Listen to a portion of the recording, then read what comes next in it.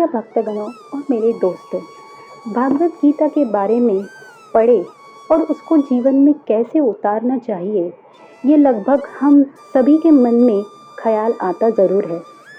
गीता को पढ़ना हम में से कई लोग कोई संकट आने के बाद सोचता है, कोई जीवन में तकलीफ से जूझकर थक कर सोचता है, कोई संकट आने के पूर्व कैसे निवारण करना चाहिए इसीलिए सोचता है, कोई ज्ञान को पाने के लिए, उसको समझने के लिए गीता पढ़ना योग्य समझता है, कोई ज्ञान पाके उसके साथ साथ उसको असल ज़िंदगी में कैसे उतार सकते हैं या सकती हूँ, यह सोचकर गीता पढ़नी शुरू करता है।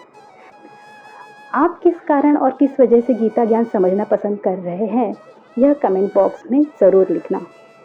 खैर, वजह जो भी हो इस समय आपकी, टोटली रिस्पेक्टेड, पर इस महान पुस्तक की शुरुआती पन्नों में यह स्पष्ट लिखा है, गीता में सभी कुछ कृष्ण भगवान ने अपने मुख से बताया है और हर एक पढ़ने या सुनने वाले व्यक्ति ने उसे अर्जुन बनकर, अर्जुन के जैसा उसे समझने की तैयारी रखनी चाहिए, तभी वह आपको ज़्यादा बेहतर तरीके से समझ में आएगी और आप अंत में उसका उपयोग जीवन के कई प्रश्नों के उत्तर ढूंढने में लगा पाओगे।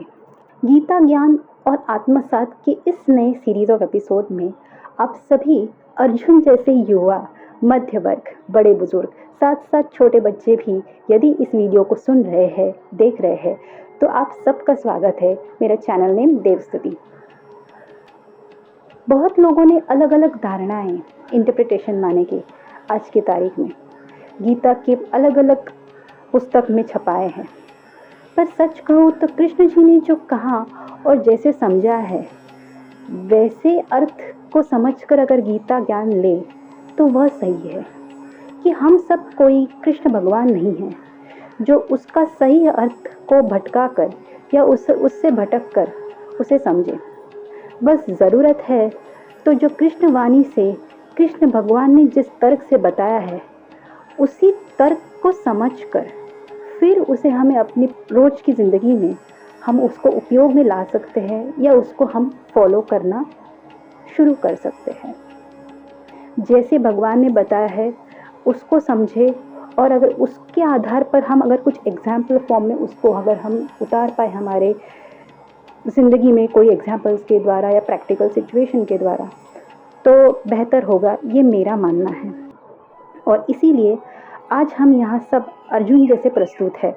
मैं खुद भी अर्जुन जैसे माने क्या, अर्जुन जैसे यानी अर्जुन जिस निष्ठा से भगवान कृष्ण के प्रति अर्पित था, जो उन्होंने कहा वह सही ही होगा और उसके पीछे ज़रूर कोई सही अर्थ या कहानी छिपी है, ये समझकर उसे समझना। तो हमें वैसे ही जैसे कृष्ण भगवान को अर्पित थे अर्जुन, वैसे हमें भी उसे समझना होगा। जिस सरलता से कृष्ण जी को मित्र भी मानते थे, वैसे भी हमें गीता ज्ञान को ग्रहण करने की कोशिश करनी चाहिए। तो हम सब ने सुना, देखा या पढ़ा तो होगा ही कि गीता सुनाई गई थी अर्जुन को महाभारत युद्ध शुरू होने के पहले, और यह युद्ध हम वैसे भी किसी से छिपा नहीं है, यह युद्ध कुरुक्षेत्र में हुआ था।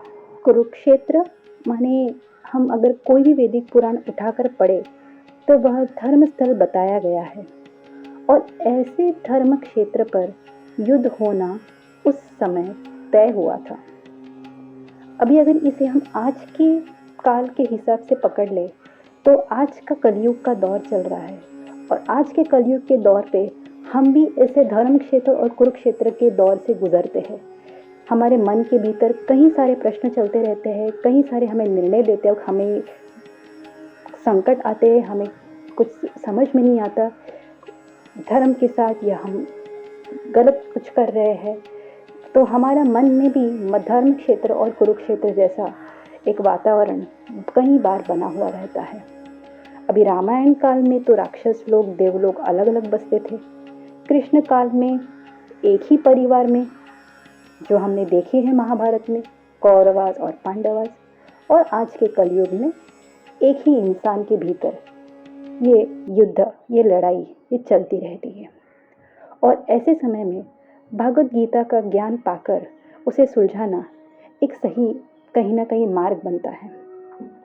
पर भागवत गीता में सिर्फ इतना ही नहीं बताया गया है।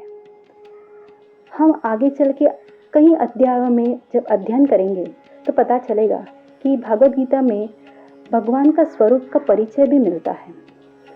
वह स्वरूप कैसे जीव आत्माओं को नियंत्रित रखता है, इसके बारे में भी कहा गया है।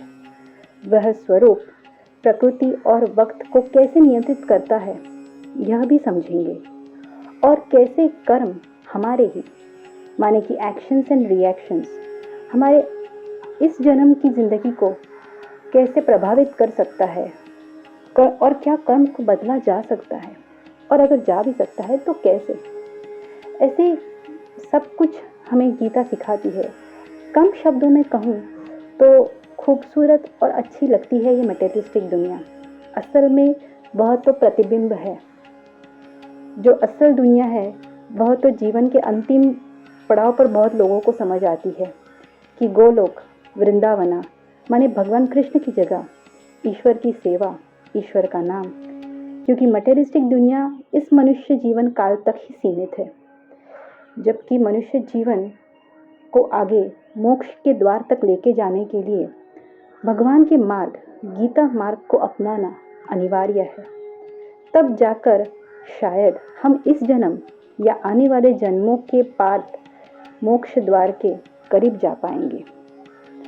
तो गीता में बहुत कुछ है सीखने को, और हम अगले एपिसोड में अध्याय क्रमांक 1 की शुरुआत करेंगे। तो अध्याय 1 में जो श्लोक के साथ घटनाएं प्रस्तुत की है उसे हम समझेंगे, और उसे हम प्रैक्टिकली कैसे देख सकते हैं वे हम देखेंगे। तो ऐसे गीता से जुड़ी ज्ञान की सीरीज़ के अध्याय से कंटिन्यूसली मेरे चैनल के साथ जुड़े रहने के लिए हमारे चैनल को अभी इसी वक्त सब्सक्राइब करें, और बेल आइकन जो है वहाँ पे नोटिफिकेशन हर वीडियो के मिलने के लिए ऑल पर टिक करें। जब आप ऑल पे टिक करेंगे तो मेरे अगले हर एक वीडियो आपकी स्क्रीन पर पॉपअप होगी, और आप उसको प्ले करके विदाउट स्किपिंग एनी वीडियो देख सकते हैं, और मेरे हर एक वीडियो से इस सीरीज़ के जुड़े रह सकते हैं। यह वीडियो सुनने और देखने के लिए धन्यवाद।